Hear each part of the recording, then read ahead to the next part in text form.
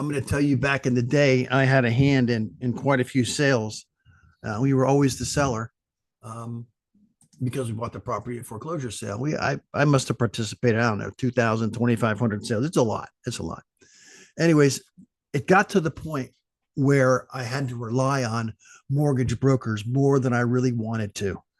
And we're going to get into some of the horror stories, and we're going to get into some of the good stories too. So today we're going to talk about mortgage brokers, the good, the bad, and the ugly. Okay, here's a broker's business model generally. They'll be very happy to take loan applications. This is what they primarily do. They take loan applications. Um, they generally counsel buyers, and a buyer is going to pretty much trust what the mortgage broker says with regard to their financing, their ability to get financing, locking in rates. They'll talk all that stuff. And the buyer will get generally pretty comfortable with that mortgage broker. So it's important that you pick the mortgage broker wisely. Now, it's funny because I said I was always a seller, and I was never a buyer with a mortgage broker involved. But I always wanted to try to pick the broker. And I'll tell you more about that as we get into it. And what's good about mortgage brokers is that they don't get paid until the loan closes. So they have some skin in the game. They're going to spend some time working with your buyers, working with the contract, working with available financing, because they want to see the loan succeed. Now, that's a two-edged sword, and we'll get to that on the next slide. They also have to be licensed, and there's various forms of licenses that they can move up to. I'm only familiar with the regular guys that do loan soliciting or originating. Those are the guys that I'm going to be speaking to today, or speaking about today. Now, you can get a license that you can become a mortgage banker, a mortgage broker, a mortgage, in any event. So there's all kind of licenses that you could get. But we're talking mainly about the originator, the guy that's going to take mortgage applications for buyers in our market. Now, one of the things that concerns me about brokers is that where do they get their leads? Because a lot of brokers, for mortgage brokers and real estate brokers, they really want people to call them. They're not going to go out and earn anybody's business. They're going to sit back, and their company will subscribe to a service where they get leads from Rocket or from Intuit or whatever the mortgage guys are that generate leads. And most of those leads are for refinances. And I understand that that's a big part of the mortgage broker's game, is refis. And I've been to just about 12.5 offices over the past, I want to say, 3-4 weeks, speaking to brokers and speaking to agents live. And I ask them, how often does a mortgage broker ever stop into your office? And their answer surprised me, because back in the day, okay, the good. These are the good traits that mortgage brokers are going to have. And there's also some things in here that they do that are good for business. One, pre-qualify your buyers. I know that because of the competitive market, that you want to make sure that your buyers are pre-qualified, not only for your buyer's sake and for your sake as an agent, but also as something to present to the seller. My buyer's pre-qualified. That's going to help you in your negotiations. Pre-approvals are helpful, but they're conditional and unconditional. Okay, so a pre-approval is better than a pre-qualification because you're pre-approved for the loan. But 99% of those pre-approvals, they are conditional, meaning there are conditions that have to be met in order for the borrower to qualify for the mortgage. I know mortgage brokers that'll whip out a pre-approval letter without knowing anything about the borrower other than their name. They haven't done any work. They haven't confirmed their employment. They haven't confirmed their income. They haven't confirmed that they have closing costs in the bank and where it came from, all that stuff. So pre-approvals are helpful, but they're not necessarily very useful. Now, one of the things, if you guys studied my negotiation training, you'll see that one thing that I demand in my contracts is that the buyer makes application for a mortgage within 2 or 3 days. I give them very, very little rope on that one. I want to make sure they get in there and they make their application. Because if you can't get in there to make the application, why should I wait for you as a seller? I'm not interested in waiting for you. They can give you a quick and honest assessment of the buyers. Now, I'm going to skip down on my bullet point sheet to the story about Arthur Schnurr. Arthur Schnurr was probably the best mortgage broker I ever met. Although I respected Matt McAloon and Robbie Cosentino a lot, they were both very good at their job. Arthur Schnurr came into my life when we were buying 8 or 9 properties a week at the sale. And we wanted to off those properties as quickly as possible. The best way we found to do that was to get an intelligent and very active mortgage broker. Arthur Schnurr was our boy, involved early on. And I'm the seller, right? So I really don't have much ability to choose a mortgage broker. So here's where you come in and you bring money to the table. And you do it like the builders do it. The builders say, if you use my mortgage guy, I'm going to give you a free washing machine, or I'm going to give you 0.5%, closing cost help. Well, what we did in South Florida, we offered to pay for title insurance for the buyer if they used our mortgage broker. And this worked 2 ways too, because not only did Arthur pre-qualify or get the information from the buyers very quickly, and we knew right out of the box, we would know in 2 or 3 days whether we were going to have a deal or not. And that's precious because time is money. But it also allowed us to control the closing, which is also a thing that I used to do in my addendums. Because if you can pick the mortgage broker, offer to pay for title insurance, and control the closing, man, you can't spend any better money. You can't spend any better money. Okay, so let's go down to the next line. They can give you a quick assessment. They don't get paid until the loan closes. I pointed that out in their business model. That's a great feature because mortgage brokers, we want them working to get their money. We don't want them to sit back. I know that some places say, yeah, no, we don't. Like if you come to buy a car, we don't pay our salesman commission. They just earn a flat rate. Well, those guys don't work as hard if they're earning a flat rate. If they're getting a fee or rate, it's not tied to the closing, then they're not going to work as hard as they possibly can on your behalf. There are probably mortgage brokers that work on salary nowadays, or it might be a stipend, with a back end and a starter fluff.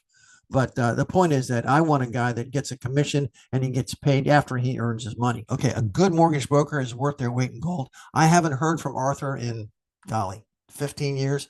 I tried finding him, and all I found was his son.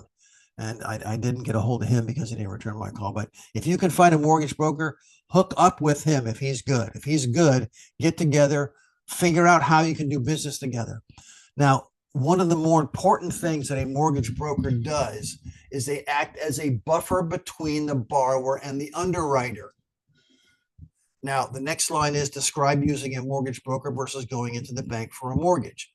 Okay, you go into the bank for a mortgage, you sit in front of the loan officer, he takes your application, he's going to bring it to he's a salaried guy, by the way. Remember I told you about salaried guys. He's also just going to bring your application. He's going to confirm all the information, go in front of the board and get approval or disapproval. There's no working around anything. If he notices a problem, the problem is going to the board and you're not going to get approved. What a mortgage broker does, or they did back in the day, I'm not sure whether they still run interference for you, but they will help the borrower correct the deficiencies that they may or may not have in order to qualify for the loan to help you sell your house to them. So I hope you guys understand how important that is. Because if you go right to a lender, right to a bank, make application, stuff comes back wrong, or there's inconsistencies on your credit report, they're not going to try and fix it. Because they're getting a salary, they're getting paid no matter whether this thing closes or whether they go home and pet their dog. They're getting paid.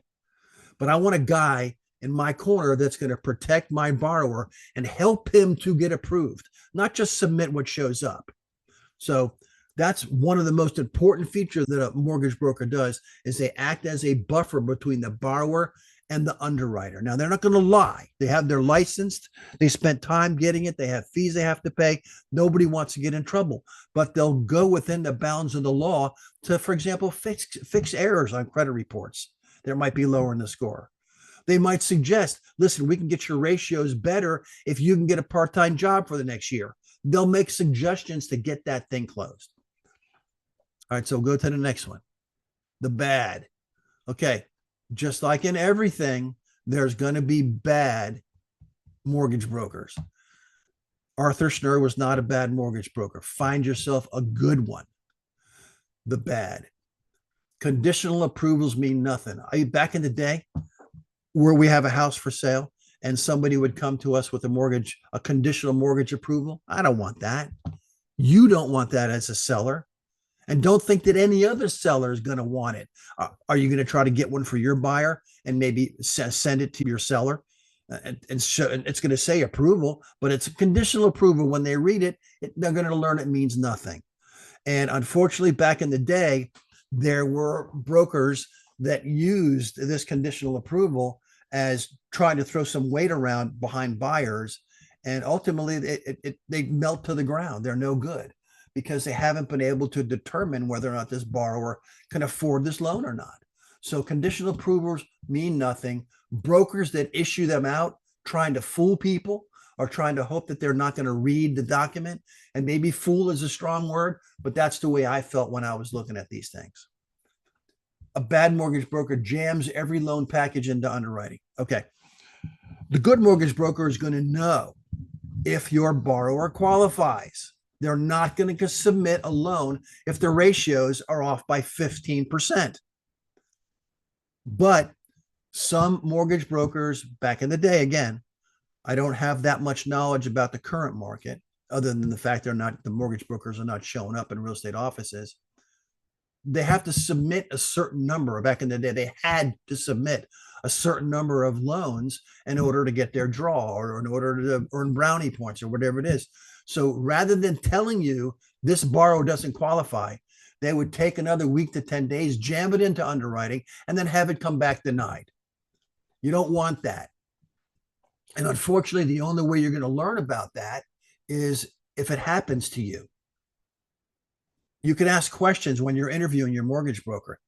Let them know you know what you're doing and you want to use them to pre-qualify buyers on properties that you want to sell. And maybe you can have a nice working relationship, but stay away from the guy that issues conditional approvals as if they're water. And number two, if they're trying to jam every loan into underwriting to see if the borrower qualifies. They know well in advance before they submit that loan whether they qualify. And here's one of the worst things is that they have ability to waste valuable time.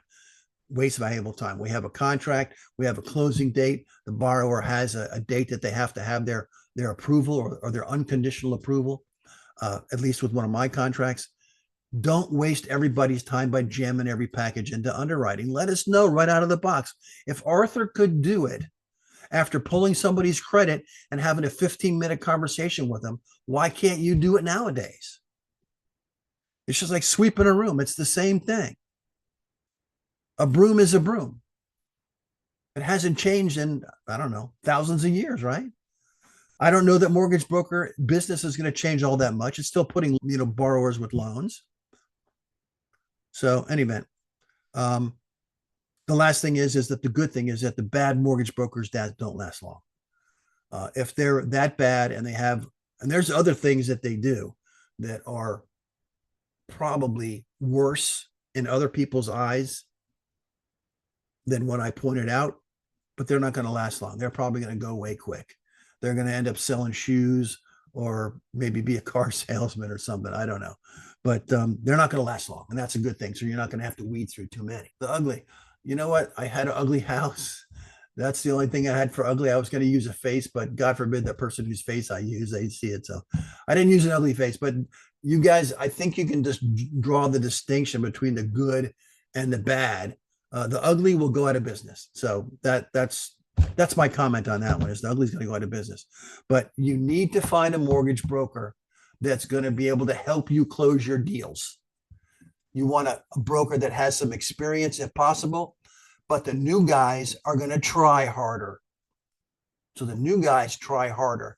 So mortgage brokers, if there's any of you listening, I hope you take my advice and start going to the real estate offices And I know that the brokers are still in flux about what they're going to do with their commission schedules. I know it's a big mess, but there's still going to be transactions and there's still going to be buyers that need brokers. So brokers, go to those offices and educate those real estate agents with regard to the products that you have. And I think you'll be able to make some money. Okay. That's it, man. It's all over. See y'all next week, 7 o'clock. You'll get a reminder email. Thanks, Jackie, for waving back. Bye, everybody.